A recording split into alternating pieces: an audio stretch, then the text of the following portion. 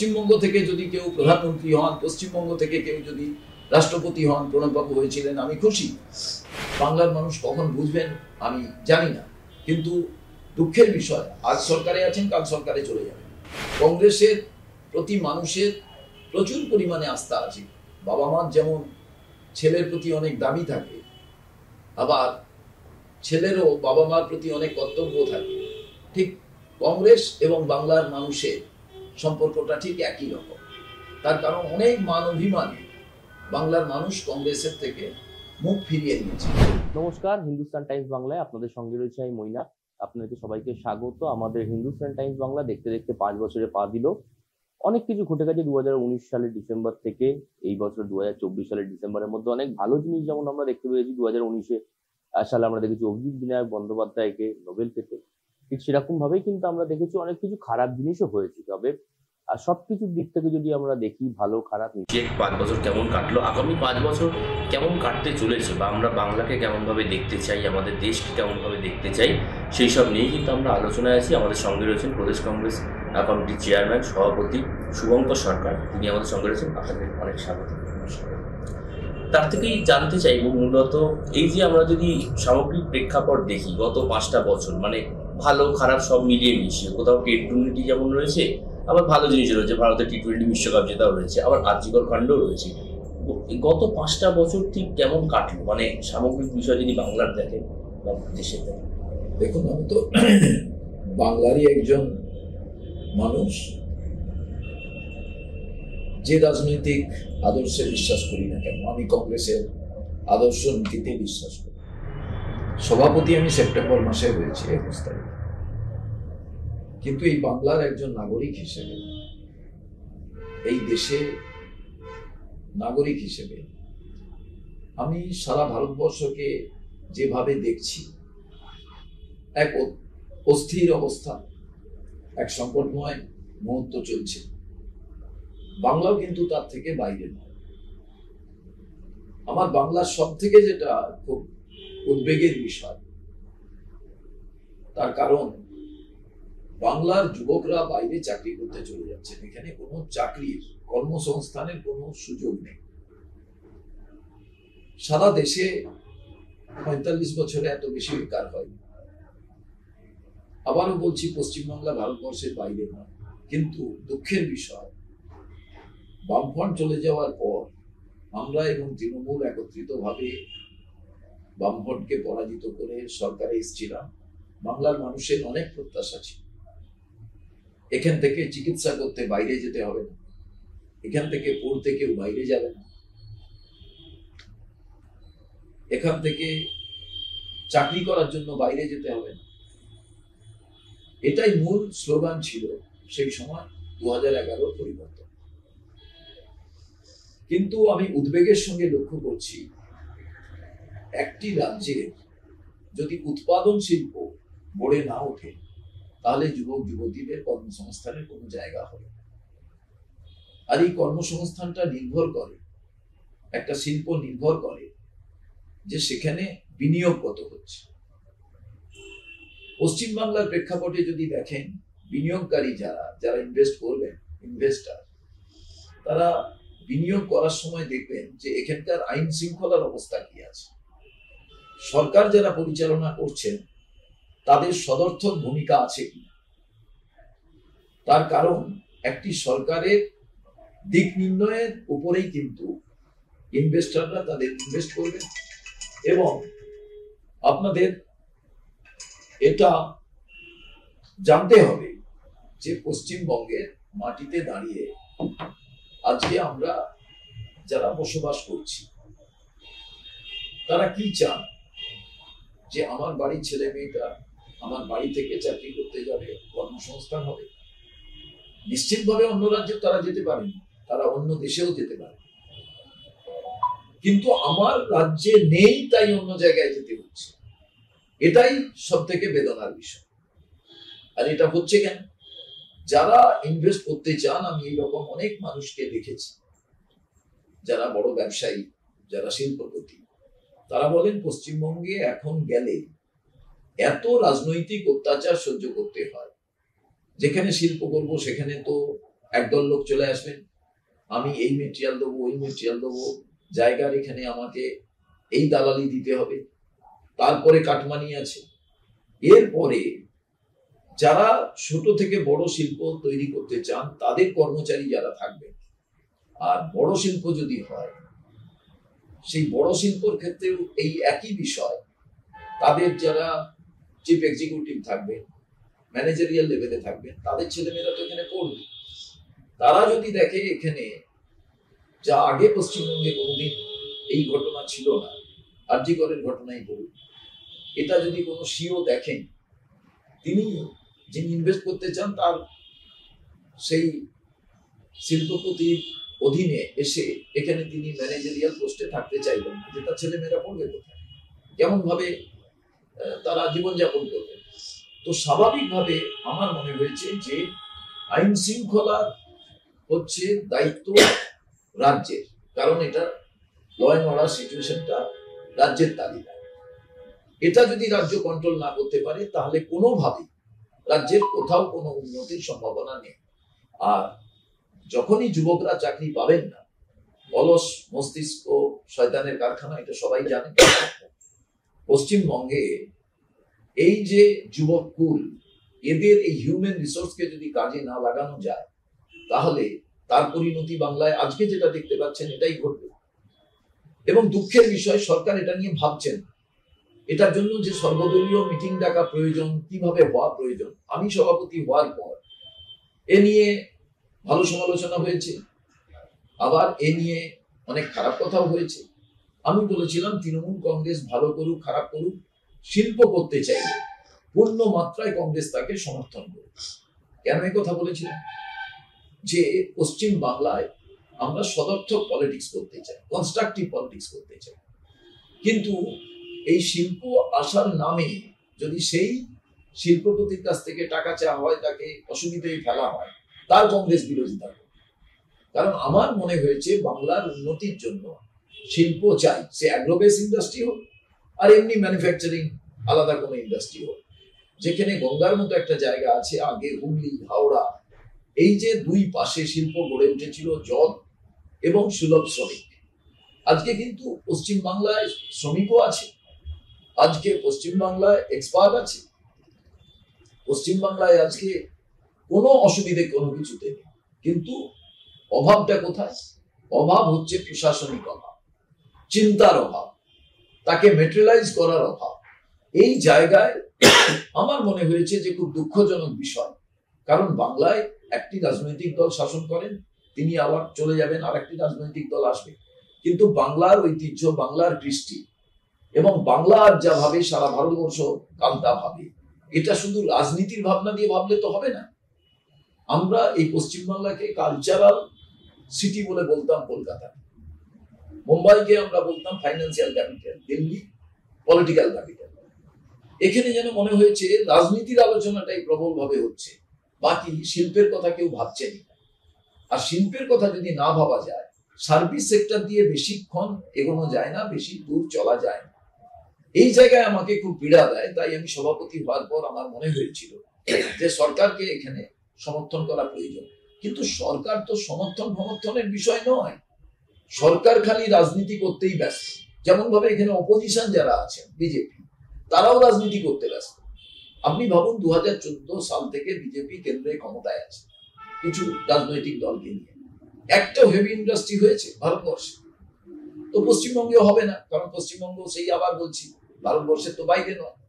এবার এই জায়গায় দুটো রাজনৈতিক দলের যে কথা বলা প্রয়োজন, এখানে আমরা সেটা দেখি না। অথচ দেখি বিজেপি যখন ক্রাইসিসে পড়ে তখন তৃণমূল কংগ্রেস তাদের পাশে গিয়ে দাঁড়ায়। অথচ তৃণমূল সবসময় শুধু ভোটের ক্ষেত্রে, তখন কিন্তু তারা নির্বাচনে লড়ার ওই জায়গাটাই তারা বলছেন বিজেপি বিরোধী, কিন্তু বাকি সমস্ত ক্ষেত্রে বাংলার উন্নতির প্রশ্নে তারা সেই বাইনারি পলিটিক্সটারই একটা অংশীদার হিসাবে কাজ করছে। এটা বাংলার মানুষ কখন বুঝবেন আমি জানি না, কিন্তু দুঃখের বিষয়, আজ সরকারে আছেন, কাল সরকারে চলে যাবে। সেই জায়গায় যদি দেখা যায় শিক্ষা, যে শিক্ষায় পশ্চিমবঙ্গ গর্ব অনুভব করতো, আজকে দেখুন পড়াশোনার জন্য প্রায় সমস্ত ছেলেমেয়ে, এমন কিছু স্ট্রিম আছে এমন কিছু সাবজেক্ট আছে যে আজকে পশ্চিমবঙ্গে সেই সব জিনিস নিয়ে পড়ার কথা ভাবছেনই না। পাশের রাজ্য কিটে চলে যাচ্ছে। কিট এমন মনে হয়ে গিয়েছে আজকে শান্তিনিকেতনের মতো তাদের শাখা প্রশাখা এবং নাম হয়ে গিয়েছে। কেন এটা হবে? কেন শান্তিনিকেতনে কেন্দ্রীয় সরকারের সঙ্গে কথা বলে রাজনীতির আখড়া নাতা তৈরি করে ওটাকে আরো বেশি উৎকর্ষতা বাড়ানো যায়, সেটার কথা ভাবা হচ্ছে না।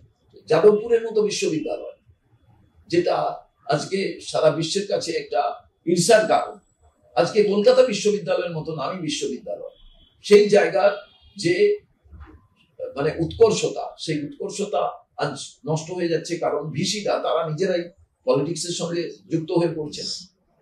এর জন্য ওর জন্য কোনো সময় রাজ্যপালের পক্ষে কেউ, কোনো সময় সরকারের পক্ষে কেউ, এমন একটা পরিস্থিতির সৃষ্টি যে কনস্ট্রাকটিভ কথা বলা, বাংলার ঐতিহ্যকে রক্ষা করা, বাংলার আগামী দিনের প্রজন্ম তারা কোথায় গিয়ে দাঁড়াবে। দেখুন, আমরা কেন বলি কংগ্রেসকে, কংগ্রেসের কথা কেন বলি? কংগ্রেস যখন ছিল ক্ষমতায় তখন এখানে যে শিল্পগুলো তৈরি হয়েছিল তার থেকে চিমনি থেকে ধোঁয়া বেরোত, চিমনি থেকে সেই সময় আলো দেখা যেত। কারখানার গেটে হাজার হাজার কর্মী কর্মচারীরা বেরোতেন, ঢুকতেন, সাইরেন বাজত, সামনে তাকে কেন্দ্র করে একটা অর্থনীতি সবল হতো, বিভিন্ন দোকানপাতি কেনা বেচা, একটা আবহাওয়া তৈরি ছিল। কংগ্রেস চলে গেল, ওই কারখানাগুলো সব বন্ধ হয়ে গেল, ওই চিমনিতে আগাছা জন্মে গেল, সামনের দোকানগুলো আর চললো না, কেনা বেচা বন্ধ হয়ে গেল। এরপরে দেখা গেল তৃণমূল কংগ্রেসের আমলে ওই ফ্যাক্টরিগুলো একেবারে উঠে গিয়ে মাল্টি স্টোরের হলো। আপনি শ্যামবাজার থেকে ব্যারাকপুর পর্যন্ত যান, সমস্ত বড় ফ্যাক্টরিগুলো, আপনি উল্টোডাঙ্গা থেকে একেবারে বারাসাত হয়ে যান, সমস্ত বড় ফ্যাক্টরিগুলো, হাওড়ার দুপাশে যান, বড় বড় সমস্ত মাল্টি স্টোরেড হয়ে গেছে। এক বয়স্ক বৃদ্ধ তারা আছেন, তাদের ছেলে মেয়েরা কেউ অফিসার হিসাবে বেঙ্গালোর, হায়দ্রাবাদ, পুনে তারা চাকরি করছেন। আর নচেত আমি অবাক হয়ে যাই, আমি পূর্ব মেদিনীপুরের ছেলে, মাধ্যমিক ওখান থেকে পাশ করেছি। আমাদের গ্রামে এত পড়াশুনোর চাল ছিল গোটা পূর্ব মেদিনীপুর জুড়ে, এখনো আছে। এখন মাধ্যমিক পাশের পর রাজমিস্ত্রির কাজ শিখে বাইরে চলে যাচ্ছে, তাহলেই অর্থনীতির দিক থেকে তারা শক্তিশালী হচ্ছে। আচ্ছা, তো এখানে এই যে ভয়ঙ্কর অবস্থাটা, যখন শিক্ষামন্ত্রী জেলে থাকে, যখন খাদ্যমন্ত্রী জেলে থাকে, এ ব্যাপারে তো সরকারের একটা সদর্থক কথা থাকবে যে এই কারণে এটাতে আমরা এই কথা ভাবছি। কেউ জোর করে ঢুকিয়ে দিয়েছে তো এরকম নয়।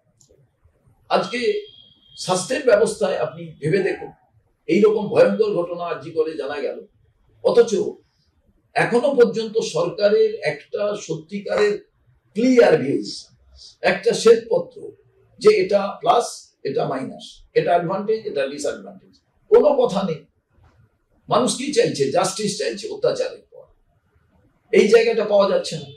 বাংলার প্রথম মহিলা মুখ্যমন্ত্রী মমতা বন্দ্যোপাধ্যায়, একটা মেয়েও যাতে অত্যাচারের শিকার না হয়, এটা তো ভাবতে হবে।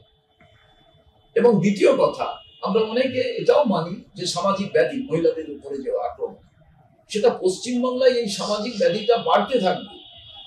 এটা তো উত্তরপ্রদেশ নয়, এটা তো মধ্যপ্রদেশ নয়, এটা তো বিজেপি শাসিত সরকার নয়। তাহলে ফারাক কোথায় তৃণমূল আর বিজেপি? কোথাও কোনো ব্যাপার দেখছি না। মধ্যপ্রদেশের চিফ মিনিস্টারের কেন্দ্রে দিনের বেলা মহিলাকে রেপ করছে, তার ভিডিও তুলছে, সেখানে রাত জেগে প্রতিবাদ হয় না। কলকাতায় যখন কোনো অন্যায় হয় তার রাত জেগে প্রতিবাদ হয়। স্যালুট করা উচিত, পুণ্যিশ করা উচিত, প্রণাম করা উচিত কলকাতাবাসীকে, পশ্চিমবঙ্গবাসীকে। কিন্তু তার সঙ্গে সঙ্গে সরকারকে এটা ভাবতে হবে না যে আমাদের দেখে লোকে শিখত। আমি এখন বড়াই করব উত্তরপ্রদেশ আজকে, উড়িষ্যা কি করছে আজকে, ওখানেও অত্যাচার হচ্ছে, ওখানেও গোলমাল হচ্ছে, এই কথাটা বলবো কেন? আমি এই পার্সেন্টেজটাকে আরো কমাবো না? আমি তো মহিলা মুখ্যমন্ত্রী, আমার তো দিদি থেকে মানে মায়ের ভূমিকায় আমি তো সমস্ত কিছুটাকে দেখব। কিন্তু তখন যখন সেটা হয় না, তখন দুঃখ লাগে। আর দুঃখ লাগে এই কারণে, যখন আজকে মমতা বন্দ্যোপাধ্যায় তিনি বলছেন আমি এনডিএর মানে সরকার যে চলছে তাদের বিরুদ্ধে আমি ইন্ডিয়া যে অ্যালায়েন্স তৈরি হয়েছে তার নেতৃত্ব দেব। অনেকে উঠে পড়েছেন। ইন্ডিয়া যে ফরমেশন তৈরি হয়েছে সেটা ভারতবর্ষে বিজেপির যে তামাশাই, সংবিধানকে নষ্ট করে দেওয়ার যে প্রয়াস, সেই প্রয়াসের বিরুদ্ধে বিভিন্ন রাজনৈতিক দল ইন্ডিয়া প্ল্যাটফর্মটা তৈরি করেছে। এই ইন্ডিয়া প্ল্যাটফর্মের শরিক যারা, তাদের বিভিন্ন এজেন্ডা আছে, তাদের চলার রাস্তা আলাদা, তাদের নীতি আদর্শ আলাদা, কিন্তু তারা একত্রিত হয়েছে।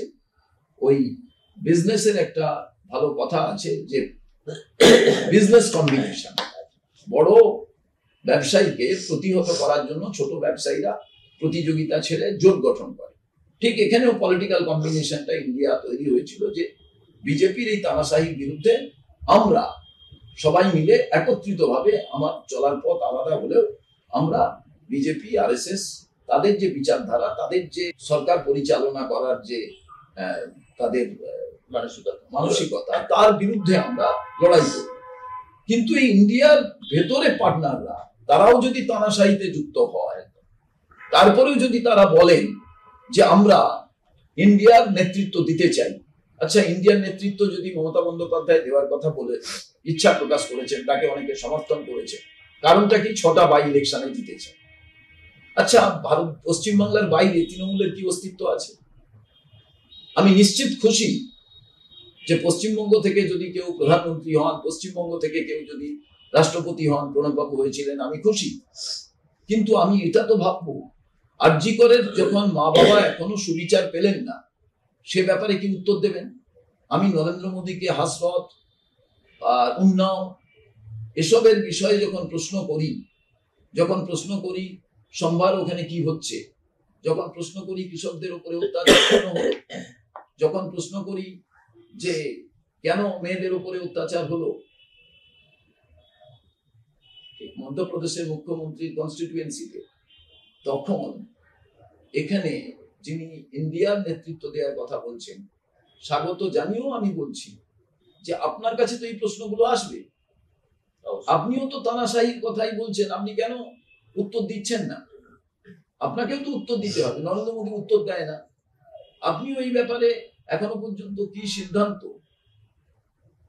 এটা তো সেই বাইনারি পলিটিক্সের একটা আলাদা পার্ট।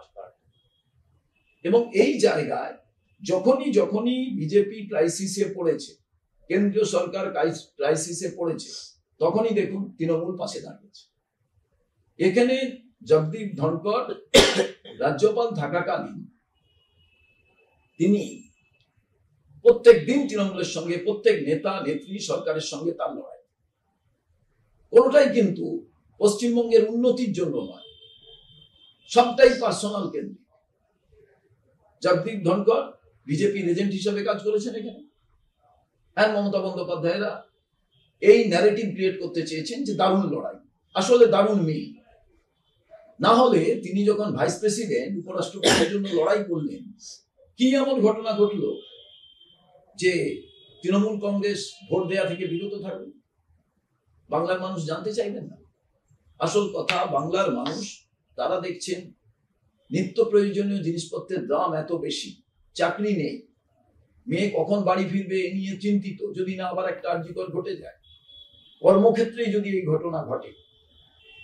এই জায়গায় এটা একটা ঘটনা পশ্চিমবঙ্গে কর্মক্ষেত্রে ঘটেছে, এটা একটা বলে ছোট একটা হাসপাতালের ভেতরে ঘটনা ঘটেছে বললে এটা ভুল। এই ব্যাপারটাকে তো ভাবতে হবে। সেই জায়গায় আজকে যখনই ক্রাইসিস, দেখুন আদানিদের বিষয়, আদানিরা এমন একটি সংস্থা, যে সংস্থাটা ভারতবর্ষের বন্দর, এয়ারপোর্ট, সমস্ত জিনিস নিয়ে নিচ্ছে, একেবারে ভারত সরকারের বানানো জিনিস নিয়ে নিচ্ছে, সে ব্যাপারে একটাও কোনো প্রশ্ন নেই। অথচ কংগ্রেস যখন সেই প্রশ্ন করছে, তার বিরোধিতা করা হচ্ছে। শুধু বাই ইলেকশনে জেতার কথা বলে, আরে বাই ইলেকশনে তো সব রাজনৈতিক দল জেতে, যারা ক্ষমতায় থাকে, এটা নিয়ে তো আনন্দে মশগুল হলে চলবে না। আর বিজেপি তো ভালো কাজটা করে দিচ্ছে, প্রত্যেক দিন মুসলমান সম্প্রদায়কে গালি দিচ্ছে, ভয় দেখাচ্ছে। মুসলমান সম্প্রদায় তারা একত্রিত ভাবে সরকারে যে আছে তার পাশে থাকছে, বাধ্য হয়ে ফিয়ার সাইক্লোসিস তৈরি হচ্ছে। যদি একটু বাংলার কথা আসা যায়, যে আগামী 5 বছরে আপনার যেহেতু 5 বছরের মানে মেয়াদ শুরু হয়েছে, আগামী 5 বছরে বাংলাকে ঠিক কোন জায়গায় দেখতে চান? মানে আপনি কি করতে চান? আমরা জানি আপনি বিধানসভা আগামী 5 বছরের মধ্যে 2026-এর পর আপনি যখন ইন্টারভিউ নিতে আসবেন, কংগ্রেসের চিফ মিনিস্টারের ইন্টারভিউ নেবেন, সেই লক্ষ্যেই কংগ্রেস এগোচ্ছে। অর্থাৎ যে ফল বিগত 5 বছরে হয়েছে বিধানসভা বা লোকসভা, সেখান থেকে আপনার অনেকটা বাংলার মানুষের কাছে আমার আবেদন থাকে, দেখুন কর্মীরা তো বহু কষ্ট, যন্ত্রণা, কেস কামানি সমস্ত কিছু সহ্য করে কংগ্রেসের সঙ্গে আছেন। কংগ্রেসের প্রতি মানুষের প্রচুর পরিমাণে আস্থা আছে। বাবা মার যেমন ছেলের প্রতি অনেক দাবি থাকে, আবার ছেলেরও বাবা মার প্রতি অনেক কর্তব্য থাকে। ঠিক কংগ্রেস এবং বাংলার মানুষের সম্পর্কটা ঠিক একই রকম। তার কারণ অনেক মান অভিমানে বাংলার মানুষ কংগ্রেসের থেকে মুখ ফিরিয়ে নিয়েছে। কারণ কংগ্রেসের থেকে যা প্রত্যাশা করে প্রতি মুহূর্তে, আমরা সেই প্রত্যাশাটা অনেক সময় পূর্ণ করতে পারি, এটা বাস্তব। আর এই প্রত্যাশাটা পূর্ণ করতে পারিনি এই কারণে যে কংগ্রেস অহেতুক মিথ্যে কথা বলে, অহেতুক আপনাকে ইনস্ট্যান্ট কফির দিশা দেখিয়ে কংগ্রেস কোনো সময় ভোট চায়নি। কংগ্রেসের কোনো নেতা ভোটের কোথায় ফায়দা হবে এই কথা ভেবে রাজনীতি করে। কারণ আমরা 1952 সালে প্রথম নির্বাচনের সব মানুষকে দিয়েছিলাম। আমরা এখনো মনে করি গণতান্ত্রিক অধিকার, বিউটি অফ ডেমোক্রেসি, যেটা যে মানুষ ভোট দেবেন, তার সিদ্ধান্ত তিনি নেবেন, তার মতো করে চলবেন, সেটাই কংগ্রেস বরাবর করে এসছে। এই দেখুন না, ইন্ডিয়া ফরমেশন তৈরি হয়েছে, তার দুইজন পার্টনার এখানে আছেন। একজন একাই 42টায় লড়াই করবে, আর একজন আমাদের সঙ্গে লড়াই করবে। আমাদের পার্সেন্টেজ অফ ভোট কম হয়েছে ঠিকই, কিন্তু বাস্তবিক আপনি দেখবেন যে ইন্ডিয়ার পার্টনার হিসেবে আমাদের মূল লক্ষ্যটা মানুষকে যা অবস্থায় আছে তার থেকে বেটারমেন্টের কোনো একটা জায়গায় নিয়ে যাওয়া। এই কাজটা ভোটে জেতা বা না জেতার সঙ্গে সম্পর্ক কোনো অংশে এটাকে বিচার করলে চলবে না। তার কারণ আম্বেদকরকে আমরা বিচার করি কি কারণে? আম্বেদকর তো ভোটে দাঁড়িয়ে হেরেছিলেন, তার মানে আম্বেদকর কোনো নেতাই ছিলেন না। তাহলে তার প্রত্যেকটা অক্ষর, তার যে কন্ট্রিবিউশন, তাকে সকাল বিকেল আমরা প্রণাম করি কেন? শুধু নির্বাচনে জেতাটা, কারণ নির্বাচনে জেতাটা যখনই গরিব মানুষ থাকবে তাদের কেনাটা সহজ, আর সেই কেনার কাজটা তখনই সম্ভব হয় আপনি ক্ষমতায় থাকলে সেটাই কন্টিনিউ করে যাবেন। এই যে জায়গাটা আজকে সব জায়গায় হচ্ছে, এবং সব থেকে বড় প্রশ্ন যে আপনাকে যে সরকার পরিচালনা করতে হবে সেই সরকারে আপনার একটা ইম্পার্সিয়ালিটি অ্যাটিটিউড থাকা দরকার। সেই ইম্পার্সিয়াল অ্যাটিটিউডটা আমরা কোনো সময় না কেন্দ্রীয় সরকারে যারা আছেন তাদের থেকে পাই, না রাজ্য সরকারের থেকে পাই।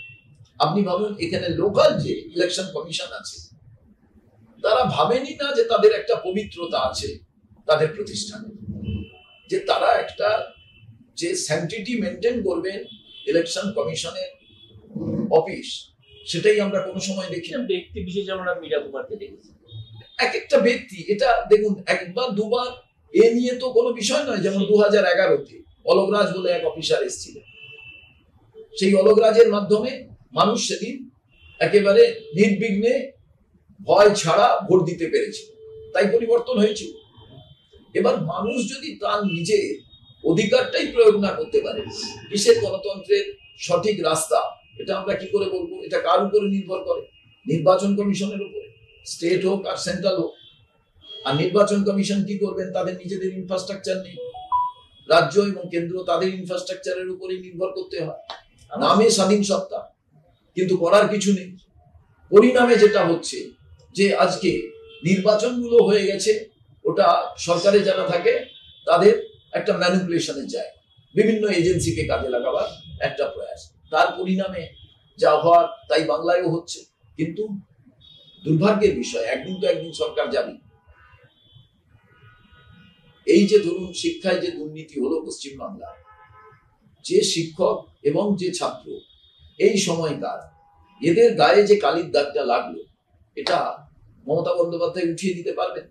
পশ্চিমবঙ্গের শিক্ষায় যে কালির দাগটা লাগলো, একদিন উনি মুখ্যমন্ত্রী থেকে যাবেন, এটাই ইতিহাস, এটাকে কেউ খণ্ডন করতে পারবে না। কিন্তু পশ্চিমবাংলার শিক্ষার যে মান, সেই মানের উপরে যে কালির দাগটা লাগলো, সেই দাগটা কিন্তু অন্য রাজ্যরা বলতে থাকে। ইতিহাসের পাতায় কিন্তু সেটা একেবারে কালো কালিতেই লেখা থাকবে, এটাকে তোলা যাবে না। সেটা কি পশ্চিমবাংলার ক্ষতি নয়? সব থেকে বড় প্রশ্ন। আমার শেষ প্রশ্ন, আমরা যদি দেখি 2019-এ সার্জিক্যাল স্ট্রাইক হয়েছে, তারপরে দেখেছি কংগ্রেসের পারফরমেন্স একটু খারাপ। আবার 2024-এ কংগ্রেসের পারফরমেন্স অনেকটা কামব্যাক করেছে, অনেকটা রিভাইভ করছে। অন্যদিকে আমরা বিজেপির দিকে যদি দেখি, গত 5 বছরের সার্জিক্যাল স্ট্রাইকের পর 370 ধারা, আবার তারপর রাজনীতি।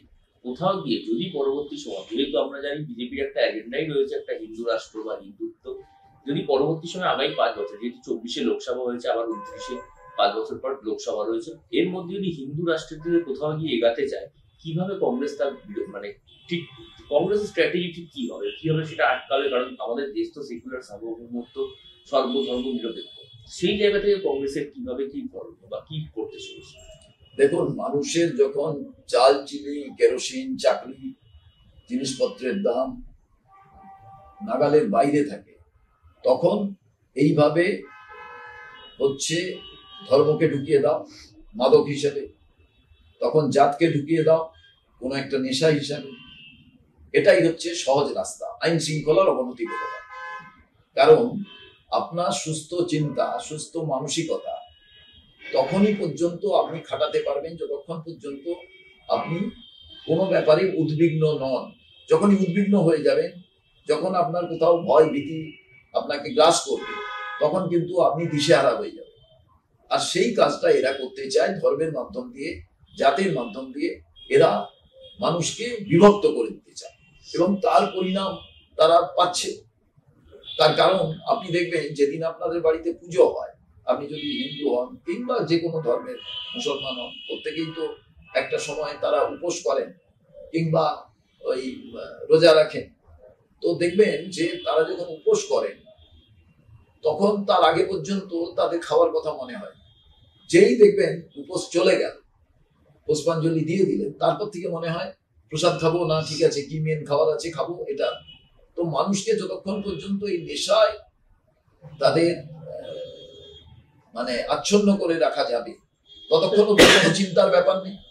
এবার আমায় বলুন তো, পৃথিবীতে জাত কি? দুটো মাত্র জাত আছে, যেটা রাহুল গান্ধী বলে। সেটা হচ্ছে একটা ধনী আর একটা গরিব। এর বাদে দেখবেন যত ধর্মই থাকুক, অবস্থাপন্ন সব জায়গায় মিল আছে। আবার দেখবেন গরিব যে জাত হোক না কেন, তারা খাওয়ার ভাগ করে খায়। আর এদের মধ্যে বিভেদ সৃষ্টিকারী লোক হচ্ছে ওই কয়েকজন বড় পুঁজিপতি, যারা পুরো সম্পদকে নিজেদের কাছে রেখে দিতে চায়। তাদের কাছে এই ধর্ম, এই রাষ্ট্রটা হিন্দু রাষ্ট্র হলে ভালো হয়, এখানে মুসলমানদের এই করলে ভালো হয়, ওই করলে ভালো হয়। আজকে ধরুন বাংলাদেশের বিষয়, কোন রাষ্ট্রের দায়িত্ব কি? সংখ্যালঘু যারা, তাদের সুরক্ষিত রাখা, তাদের রক্ষা করা, তাদের নিরাপত্তা দেওয়া। এবং সেই রাষ্ট্রের মেজরিটি যে কমিউনিটি, সেই কমিউনিটির নৈতিক দায়িত্ব সংখ্যালঘু অল্প সংখ্যকদের তাদের টেক কেয়ার করা। সেটা যেখানে যে রাষ্ট্রের যারা সংখ্যালঘু, যেমন বাংলাদেশে হিন্দুরা, আমরা তীব্রতার প্রতিবাদ করি, সরকার সেখানে রাজধর্ম পালন করা উচিত। আবার ভারতবর্ষের ক্ষেত্রে মুসলমানরা, সেই জায়গায় আপনি আজকে ভাবুন ইউপিতে কি ঘটছে। মায়ের কান্নার কোনোদিন যদি স্বাদ দেখেন, তাহলে দেখবেন একবার চেখে নিজের চোখের জলটা নোনতা লাগে। মুসলমান মা যখন তার সন্তান হারিয়ে ফেলেন, তার চোখের জল নোনতা। আর হিন্দু মা যখন তার সন্তান হারিয়ে ফেলেন, তার চোখের জলটা নোনতা। এবার এই আমার দেশ তোমার দেশ বলে তো নয়, মানবতা, মানুষ, এইটা যারা ভুলে যায়, তারা এই রাজনীতিটা করতে চান। কেন করতে চান? রাম মন্দির নিয়ে তো এত হই হুল্লোড় হলো, ওইখানকার সিটটাই তো মানুষ ভোট দিলেন, তো কেন এটা হলো? প্রশ্নটা হচ্ছে, বিজেপির কাছে এটা কোনো এজেন্ডা নয়। বিজেপি যেটা করতে চাইছে, ভারতবর্ষের যে সংবিধানটা আছে, এই বইটা, যে বইটা ভারতবর্ষের অন্যান্য ধর্মগ্রন্থগুলোকে রক্ষা করে, সমস্ত ধর্মকে রক্ষা করছে, সেই বইটার এক একটা পাতাকে অলরেডি পড়ানো শুরু করেছে। অলরেডি তার গন্ধ আমরা অনেকে হয়তো পাচ্ছি না, ছিঁড়ে ফেলতে চেষ্টা করছে। আর্টিকেল 14 সমতার কথা বলে। আম্বেদকর সাহেব বলেছিলেন যে যারা এক জায়গায় নিয়ে আসতে হবে, অর্থাৎ যারা পিছিয়ে আছে তাদের তুলে নিয়ে আসতে হবে। এর জন্যই তো রিজার্ভেশনের কথাটা, এর জন্যই তো কাস্ট সেন্সাস। এসবের কথা আমি ভাববো না। আপনার দুই ছেলের মধ্যে এক ছেলে অঙ্কে কাঁচা, তাকে তো আগে জানতে হবে অঙ্কে কাঁচা, তারপরেই তো তাকে অঙ্কে বেশি করে অ্যাসিস্ট করতে হবে। এটাই তো রাহুল গান্ধী বলছে, কিছু নয়। দ্বিতীয় জিনিস, আপনি ভাবুন, একটা লোকের বিরুদ্ধে অভিযোগ আমার দেশে আছে, অন্য দেশে হচ্ছে, কোন ইনকোয়ারি তার বিরুদ্ধে হবে না। আর রাহুল গান্ধীকে দেখে এমন ভয় পাওয়া শুরু হয়েছে, ভূত দেখা শুরু হয়েছে, আতঙ্কিত হয়ে পড়ছে। তাই রাহুল গান্ধীর সম্পর্কে প্রত্যেকদিন আজে বাজে কথা বলতে হচ্ছে কেন? এর আগে সেই আদানি প্রশ্ন তোলাতে রাহুল গান্ধীর সংসদ পদ বাতিল হয়ে গেল, করা হলো, জেল খাটাবার ব্যবস্থা করা হলো, তারপরে তার বাংলো নিয়ে নেওয়া হলো, সিকিউরিটি কমিয়ে দেওয়া হলো। তারপরেও ভারতবর্ষের মানুষ রাহুল গান্ধীকে ফিরিয়ে আনবে। শুধু তাই নয়, ভারতবর্ষের মাটিতে দাঁড়িয়ে কংগ্রেসকে বলল যে তোমাকে স্বীকৃত রাজনৈতিক দল করা দরকার, এবং করলেন ভারতবর্ষের মানুষ 2024। আর রাহুল গান্ধী লাগাতার প্রশ্ন করতেন, একটা প্রশ্ন না, ডিমনিটাইজেশন নিয়ে প্রশ্ন করেছেন, চীন ভারতের জায়গা দখল করে নিচ্ছে তা নিয়ে প্রশ্ন করেছেন, করোনা যখন কোনো মানুষ সাবধান করছে না, কোনো মেডিকেল বুলেটিন বলছে না, তখন রাহুল গান্ধী মানুষকে সজাগ করেছেন, সরকারকে সজাগ করেছেন, সরকার হেসে উড়িয়ে দিয়েছে। তারপরে মানুষকে মৃত্যুর কোলে ঢলে পড়তে হয়েছে, সমগ্র জাতিকে। রাহুল গান্ধী বারে বারে বেকারদের কথা বলছেন যে সর্বনাশ হয়ে যাচ্ছে। কয়েকজন পুঁজিপতি, ক্রনি ক্যাপিটালিস্ট, তারা তাদের সম্পত্তি বাড়িয়ে ফেলছেন, বাকি মাঝারি ছোট ব্যবসায়ীরা শেষ হয়ে যাচ্ছে, কেউ কোনো কথা বলছেন না। সেই রাহুল গান্ধীকে ভারতবর্ষের মানুষ বললেন, আপনাকে আমরা আরো বেশি প্রশ্ন করার জন্য অধিকার দিলাম, স্বীকৃত বিরোধী রাজনৈতিক দলের স্বীকৃত রাজনৈতিক নেতা, অপোজিশন নেতা হিসেবে। এবং রাহুল গান্ধী প্রশ্ন করছেন, এই প্রশ্ন করাতে আজকে দেখুন কোথায় হচ্ছে আমেরিকা, তার জায়গায় ওই উমুক, রাহুল গান্ধী পুরো আটকাবার জন্য ছোট বড় মাঝারি সবাই নেমে পড়েছে। কিন্তু একটা জিনিস আমি বুঝতে পারছি না, আপনার বিরুদ্ধে যদি কোনো অভিযোগ ওঠে, তাতে আপনার বিরুদ্ধে ইনকোয়ারি করতে অসুবিধেটা কোথায়? আমার বিরুদ্ধে যদি কোথাও অভিযোগ ওঠে, এনকোয়ারি করতে কোথাও অসুবিধে তো নেই। এবার এই সমস্ত জিনিসগুলোর যখন প্রশ্ন উঠছে, তখন আমি চিন্তিত। মমতা বন্দ্যোপাধ্যায় ইন্ডিয়ার নেতৃত্ব দিক, স্বাগত, কিন্তু মমতা বন্দ্যোপাধ্যায় নেতৃত্ব দিলে যে ক্রাইসিসটা আজকে বিজেপি আরএসএস এর পুরো পরিবারের ভেতরে, কেন্দ্রীয় সরকারের কাছে তারা যে আজকে সমস্যায় আছেন, এই জায়গায় আগেও যেমন বারে বারে তৃণমূল কংগ্রেস অক্সিজেন দিয়েছেন, বিভিন্ন জায়গায় পাশে দাঁড়িয়ে না হলে অ্যাবসেন্ট থেকে সাহায্য করেছেন, সেই দিকটা নতুন ভাবে দেখা যাবে না? এটাই সব থেকে বড় প্রশ্ন। আগামী 5 বছরের রাজনীতির যে বাগান, সেই বাগানে যে কে কাকে সত্যিকারের বিরোধিতা করছেন, সত্যিকারের হেল্প করছেন। এবং আমি মনে করি জাতীয় কংগ্রেস এমন একটি রাজনৈতিক দল, ভারতবর্ষের সংবিধানের সঙ্গে ভারতবর্ষের শোষিত মানুষ, নিপীড়িত মানুষের কণ্ঠস্বর হিসাবে রাহুল গান্ধী, তিনি আর যাই হোক, তিনি কিন্তু প্রধানমন্ত্রী হওয়ার জন্যই লড়ছেন। ইন্ডিয়াকে নেতৃত্ব এই সামান্য জিনিসের জন্য লড়ছেন না, তিনি লড়ছেন যে নিপীড়িত মানুষ, শোষিত মানুষ, ডাউন টোডেন পিপুল, সাফারার পিপুলের ভয়েস হিসেবে, যে আগামী দিনে তারা তাদের আর্টিকেল 14, আর্টিকেল 19, তাদের যে সাংবিধানিক অধিকার সেটা যাতে বজায় থাকে, তার জন্য। এখানে কংগ্রেসের কাছে ক্ষমতায় থাকলাম না থাকলাম বড় প্রশ্ন নয়। তবে আবারও আমি বলছি, আগামী দিন আপনি কংগ্রেসের যার থেকেই আপনি ইন্টারভিউ নেন না কেন, তখন আপনি দেখবেন যে সেই ইন্টারভিউটা নিতে গেলে হয়তো আপনাকে সেক্রেটারিয়েটে গিয়ে নিতে হবে। তার কারণ আমি মনে করি বাংলার মানুষ কংগ্রেসকে প্রত্যাখ্যান করবে না। কারণ প্রাইমারি হেলথ সেন্টার কংগ্রেসের আমলে তৈরি হয়েছিল, বাড়ি থেকে বেরিয়েই চিকিৎসা পেতেন। যদি দেখা যেত খুব বড় অসুখ, প্রাইমারি হেলথ সেন্টারের মানুষেরা বলে দিতেন যে বড় হাসপাতালে যাও, আর কিছু হয়নি, একটা ট্যাবলেটে সেরে যাবে, একটা সিরাপে সেরে যাবে।